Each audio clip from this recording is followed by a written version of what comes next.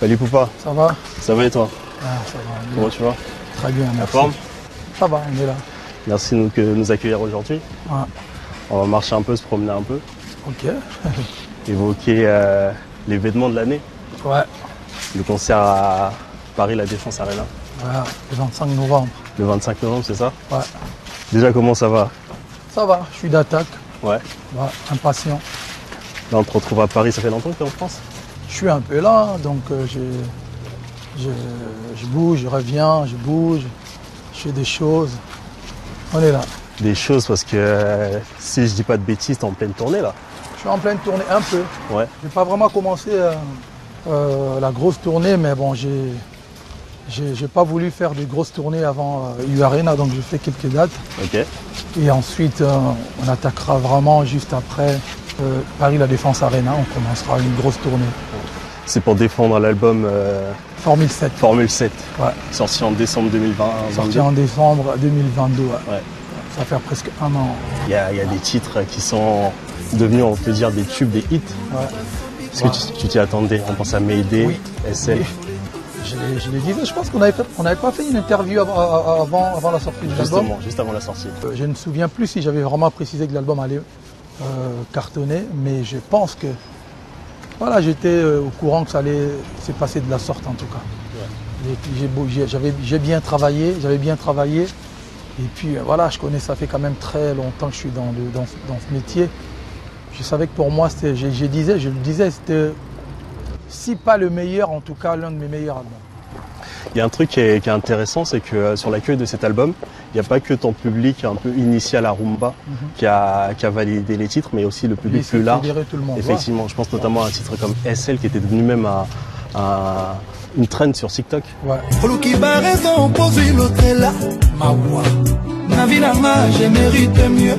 vrai.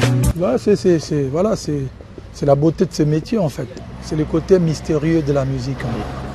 Et le côté mystérieux, le côté, si je peux me permettre de le dire, génie de l'artiste. Non, le génie, effectivement, tout le mérite te revient. Quand on est artiste comme ça, avec près de 30 ans de carrière, de scène, de pratique musicale, je parle parce que tu es un artiste, tu joues de la musique, tu joues des instruments et tout ça. On travaille en permanence pour développer de nouveaux skills, de nouvelles compétences et tout ça. Mais il faut toujours travailler. Moi, je travaille tous les jours je practice. Comme j'aime le dire, tous les jours je répète avec mon groupe ou seul. Tous les jours je gratte un peu à la guitare. Tous les jours j'essaye d'écouter des musiques, j'essaye de faire la musique en fait. C'est l'éternel apprentissage en fait de la musique. Il faut toujours vouloir se surpasser, avoir des new challenges. Il faut toujours vouloir faire des tubes. Il faut toujours vouloir prendre des risques aussi.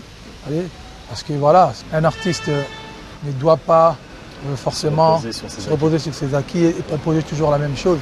Moi, mon prochain album qui va sortir, mon album urbain, il sera vraiment lourd et international. Depuis des années maintenant, tu alternes entre les albums rumba, les tocos et tout ça. Ouais. Moi j'ai une question, hein. Elle est toute simple, mais c'est à toi de me dire. Ouais. Est-ce que c'était prémédité un peu dans le but de recruter aussi bien du public, on va dire francophone, de base, pour être aujourd'hui en place pour remplir par exemple la U-Arena? Non, c'est une vision. Ouais. C'est une vision, c'est ma vision. Quand j'ai commencé la musique, il n'y avait pas de U-Arena. Paris La Défense Arena n'existait pas. Mais j'avais quand même sorti un album Droit Chemin qui était très ouvert. Je proposais des titres comme Niolé Seke, Kidian Fouka. Et mon deuxième album, je proposais des collaborations avec Olivia, des titres comme Chaise électrique, c'était vraiment ouvert. Moi j'ai toujours aimé la musique hip-hop, j'ai toujours aimé la musique soul, funk, jazz. Parmi les artistes qui m'ont influencé, vous allez voir qu'il y a plusieurs artistes soul comme Marvin Gaye, Charlie Wilson, des artistes R&B. J'ai écouté des rappeurs comme des Snoop Dogg à l'époque. Donc Fally, c'est un cocktail de musique. C'était pour moi, en fait, c'était normal de proposer un album. Quand j'ai eu la liberté de pouvoir sortir des albums, je ne pouvais que m'amuser en fait, sortir tout ce que j'aime comme musique, tout ce que j'ai, ma vision musicale, mon univers musical. Bien sûr qu'aujourd'hui, encore une fois, j'ai une vision j'avais déjà une vision de faire la musique en fait. Tokos musique, c'est-à-dire une musique internationale, urbaine mais internationale, c'est-à-dire que tu touches un peu à tout. Mon premier album, j'ai chanté un peu en anglais. J'ai été nominé plusieurs fois au MTV Music Award. J'ai gagné 2 ou 3 trophées. J'ai été nominé au BET. Par rapport, tout ça, c'est grâce à ma vision en fait. U-Arena, c'est bien aussi. C'est encore une fois la vision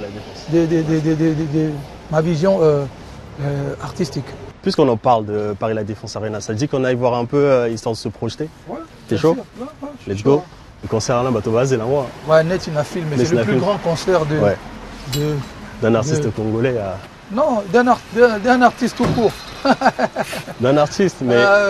Parce que à Paris, La Défense Arena. Ouais. En fait, ce jour-là, Salwana et Ozwa, la culture africaine en général et la culture congolaise en particulier. C'est-à-dire qu'il y aura tout ce que le Congo représente, tout ce que l'Afrique représente et tout ce que, je veux dire aussi le monde musical représente. Dans le Loba, il y a un concert à Belé au Bechi Stade des Martyrs, 80 000 personnes et ça. Non, 100 000. Hein. Autant pour moi. Dans le Loba, il y a un concert à 40 000 personnes, il y a quand même une appréhension, non? Non, mais 40 000 personnes en France, il faut le faire quand même. Tu vois, il faut le faire. Tu vois, en France, bisous les Karapenza, na ba média na bango oyo. Oyo ça là qui muta tondi ça va ça facilement. Mais tout y a tango. Donc pour moi c'est force nabiso quoi. 40 000 places. En fait moi capacité c'est bien, mais c'est pas élément liboso motivateur oyo ça là qui na beta concert. Moi même devant 5, 10, 20, 30 personnes. Dans ma scène d'abord pour Nangaï, pour Nadati, aussi senti que Nadati bien, Naya Banzembo na Royemba. Après 40 000 personnes, c'est bien, ouais, 40 000 personnes, Namboka Batumusu Sulibanda, et puis Batango Sombi Batike, Somba déjà, ça fait toujours plaisir. Ça c'est bon ça. Tout le monde le parle. Ok, tout le monde le parle, on va vivre le parle. D'accord.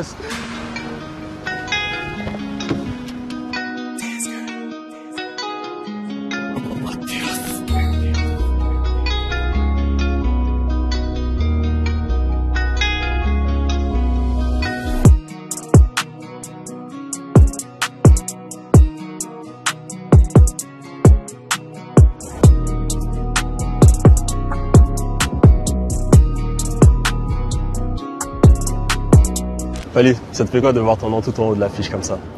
Ouais, ça fait plaisir. Hein. Je me dis de Banda là, ici quoi. Ça fait plaisir. Bandal, même en arrivant en France, il y a eu le Zénith, il y a eu Bercy. On va dire il y a eu Olympia Bercy, Olympia Zénith Bercy et puis il y a eu Arena. Ça fait plaisir. Tout à l'heure, on parlait de la préparation de l'entrée, qui est quelque chose de marquant. Souvent on se souvient d'un concert parce que voilà, l'entrée était à Bercy. Tu avais fait sortir l'aigle royal. Ouais. Là, est-ce que tu as déjà commencé à réfléchir un peu sur... Ouais, on a déjà commencé à travailler pour... on a commencé à travailler sur l'entrée, mais bon, voilà, venez, vous allez être vraiment agréablement surpris. Tu as un groupe avec toi, un orchestre composé de musiciens, de danseurs, danseuses, sur un événement comme ça. Vous vous réunissez, j'imagine, des semaines à l'avance. On a déjà commencé. En fait, on a commencé déjà les préparations, mais bon, pas vraiment. C'est pas encore la dernière ligne droite, mais on a déjà commencé à boutiquer des idées, tout ça. Il y a des danseurs, il y a Jenny, tu vois. Il y en a d'autres, pas mal d'autres. Il y en a qui sont au Congo. J'y ramènerai aussi un danseur de Brazzaville, mon petit Satan 2. Danseur à Mopacho. Danseur à Mopacho, ouais. Champion à Mopacho, là. Vraie danse. Donc voilà, quoi. Mais non, ça va très bien se passer en tout cas. Ça va être chic. Mais il y a aussi le choix des chansons que tu vas interpréter. Comment tu le fais? Comment C'est vrai que j'ai un problème des riches en ce moment. Beaucoup de titres. Comment faire pour choisir quelques-uns pour ce genre de spectacles? Mais bon, on essaye toujours de faire très attention à ce qu'on va proposer. Parce que bon, il y en a qui sont là depuis Droit Chemin, il y en a qui sont là depuis Tokos, le premier Tokos. Donc il faut toujours savoir mélanger pour... Oui, bien sûr, toujours Sentiment, ils ont toujours le même. Toujours. Ouais. Mais c'est vrai que quand tu sors un album, on a Banzem Boissika, tu as plus tendance à vouloir plus chanter Banzem Boissika. Mais bon, on continue toujours. Il y a la musique, bien évidemment. Il y a la danse. Et aussi forme. Au Bétail Formone, il y a 3 ans en arrière, au départ, les gens n'avaient pas trop compris. Avant, on a un précurseur, avant-gardiste. Quand moi, Paul, on a Bercy, un Pénois, on a Bazora, il y a LV, on a une surprise, on comprend qu'il était. Après, on tombe à mon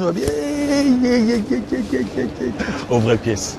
Pièce, on a une pièce, on a vendre dans le musée, on a les cas. Donc, nous présentons des jackets à Michael Jackson. Voilà. On va prendre un peu l'atmosphère ici et finir dans nos locaux. Okay. Si tu veux bien nous suivre. Bon, Golbia, on va se faire un mot chic. On va se faire un mot chic.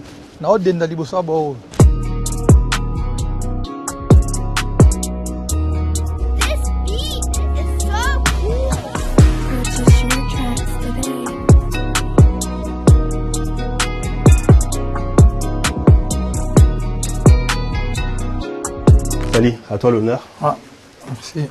Bienvenue dans ce qu'on peut appeler la tour de contrôle. Quoi, tour de contrôle. Pour finir l'interview, ce moment avec toi, j'aimerais qu'on parle un peu, on revienne un peu sur tes accomplissements. Je dirais que tu es un des artistes congolais qui a permis de démocratiser la rumba. Je ne sais pas comment toi tu le perçois de ton point de vue. J'aime bien démocratiser la rumba. Je l'accepte. J'accepte.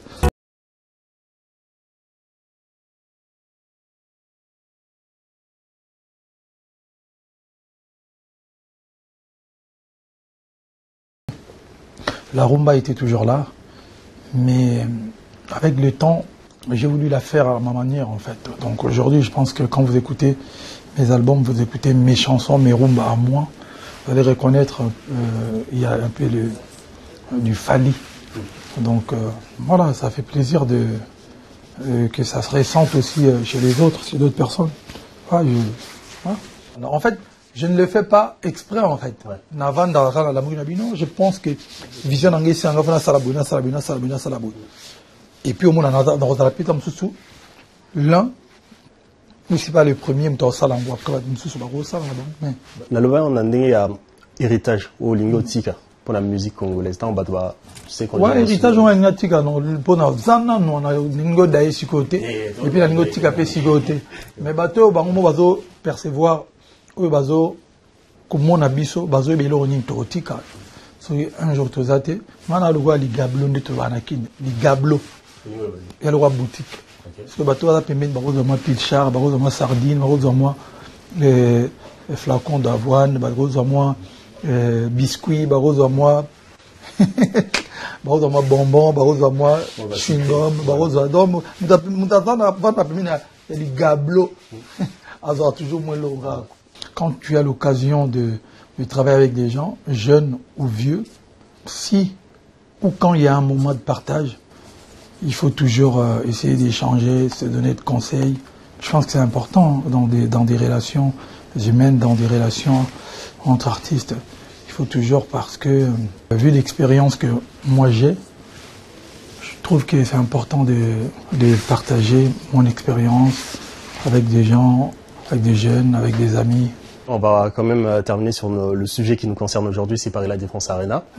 Donc Trace, les partenaires, on t'accompagne là-dessus. Déjà, merci de nous avoir permis de te suivre. Non, c'est la famille, Trace. C'est hyper important. Et d'ailleurs, ouais, tiens, il y a Jean-Michel qui voulait te féliciter pour ton disque d'or. Fally le boss. Ah, Jean-Michel. Ça va, Frangin? Écoute, ça va, et chez toi, ça va? Ça va, Dieu fait grâce. Ouais. Bon, j'espère que tu as été bien reçu par tout le monde. C'est la maison, c'est la maison ici. En tout cas, écoute, merci encore d'être là avec nous, parmi nous. Et pour nous, c'est vraiment important qu'on soit partenaire sur ce concert qui pour nous est historique, parce que je crois que c'est le premier artiste africain francophone qui va remplir le U Arena à La Défense. Donc j'imagine que tu dois avoir une grosse pression quand même sur les épaules. Non, ça va. Ça va. Ok. Écoute, en tout cas, nous, on compte beaucoup sur toi pour faire le show et vraiment pour mettre le feu au U Arena. Ne vous inquiétez pas. Chez moi, c'est la famille, c'est une histoire de très très longue date. Donc voilà, depuis 2006, 2007. C'est ça. C'est la famille en tout cas. C'est avec un grand plaisir aussi. Hein. Merci beaucoup, merci. Je vous laisse terminer le. Ouais, on était sur la fin, donc il n'y a pas. Ok. En tout cas, merci. Et au 25 alors. Au 25. Merci. On est ensemble. À bientôt. Merci. Bah, je crois que ouais, ça sera le mot de la fin aussi. Qu'est-ce qu'on peut souhaiter pour le 25 novembre? Bonne santé, good luck. Ouais. Donc, en tout cas, le rendez-vous de l'année 2023, le 25 novembre, à Paris, la Défense Arena. Donc, pour moi, en tout cas, c'est l'un des plus grands concerts de l'histoire de la musique congolaise, africaine, si vous voulez, ici en France. Donc, venez nombreux. On va essayer de retourner cette salle. Merci beaucoup Fally d'avoir été avec nous. Ah, merci à vous aussi d'avoir ici. Un plaisir.